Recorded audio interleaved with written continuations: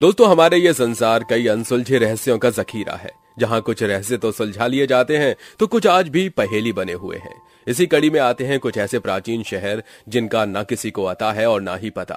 आज हम आपको ऐसे एक गुमशुदा शहर के बारे में बताएंगे जहां चारों ओर खुशियां थीं और उसकी खूबसूरती के तो क्या ही कहने, लेकिन आज ये आलीशान शहर महज एक किस्सा बनकर रह गया है।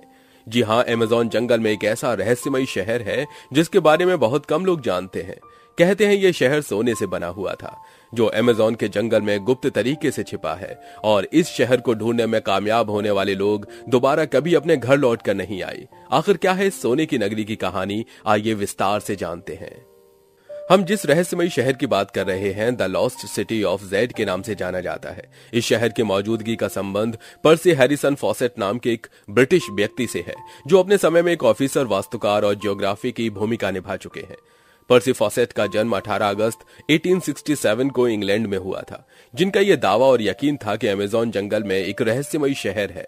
उनका मानना था कि वो शहर सोने और चांदी जैसे मूल्यवान धातु से बना हुआ है, जबकि यहाँ कुछ लोग भी रहते हैं। तो सवाल खड़ा होता है कि आखिर पर्सी फॉसेट को उस रहस्यमयी शहर के बारे में कब और कैसे पता चला था, या फिर यह सिर्फ उनकी एक कल्पना थी। दरअसल साल 1906 में पर्सी फॉसेट साउथ अमेरिका में थे, जहां उन्हें ब्राजील के अमेज़न जंगल की मैपिंग का काम दिया गया।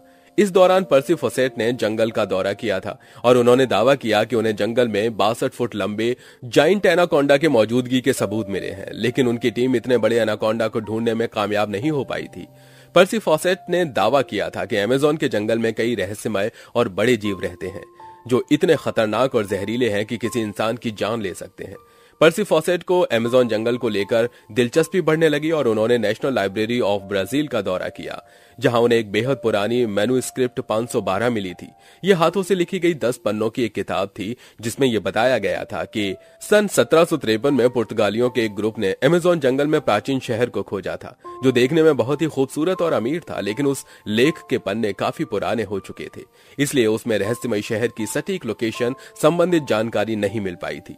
लेकिन इस किताब को पढ़ने के बाद पर्सी फॉसेट के मन में उस रहस्यमय शहर को ढूंढने की इच्छा जागने लगी और वो अपनी टीम के साथ ब्राजील के मैटो ग्रेसो इलाके में पहुंचे, जो अमेज़न जंगल के अंतर्गत आता था। पर्सी फॉसेट को पूरा यकीन था कि वो रहस्यमय प्राचीन शहर जंगल में कहीं है और उन्होंने अपनी टीम के साथ शहर की तलाश करना शुरू कर दिया। लेकिन अमेज़न जंगल के मुश्किल हालात टीम के लिए चुनौती बन गए थे। अमेज़न जंगल में शिकारी जीवों से लेकर जहरीले कीट पतंगों और खतरनाक पेड़ पौधों की प्रजातियां पाई जाती हैं, जबकि जंगल में बारिश होने की वजह से काफी नमी रहती है। वहीं इस जंगल के कई इलाके सालों से प्रकाश के संपर्क में नहीं आए थे, जिसकी वजह से पर्सी फॉसेट की टीम को रिसर्च करने में काफी दिक्कत हो रही थी और उन लोगों ने रिसर्च को आधे में ही छोड़कर वापस घर लौटने का फैसला किया। उस समय पर्सी फॉसेट भी वापस घर आ गए थे, लेकिन उनकी जिज्ञासा शांत होने का नाम नहीं ले रही थी। पर्सी फॉसेट ने कुछ दिनों तक अपने कमरे में कैद रहने के बाद एक बार फिर अमेज़न के जंगल में जाने का फैसला किया, जिसके बाद उन्होंने अपनी टीम तैयार की और साल 1908 में दूसरी बार the lost city of Z को ढूंढने के लिए निकल पड़े।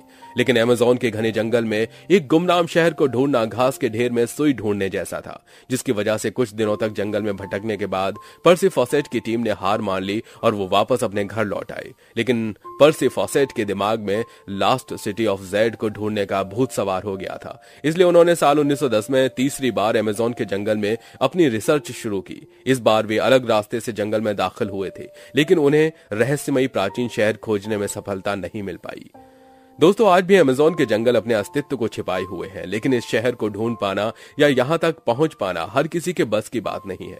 वैसे आपको क्या लगता है, the lost city of Z जैसा कोई सोने से बना शहर सच में हो सकता है? अपना जवाब कमेंट सेक्शन में जरूर शेयर करें। आज के लिए बस इतना ही। वीडियो अच्छी लगी हो तो लाइक करिए, शेयर करिए और साथ ही अपने चैनल को सब्सक्राइब करके बेल आइकन को प्रेस करना बिल्कुल मत भूलिए।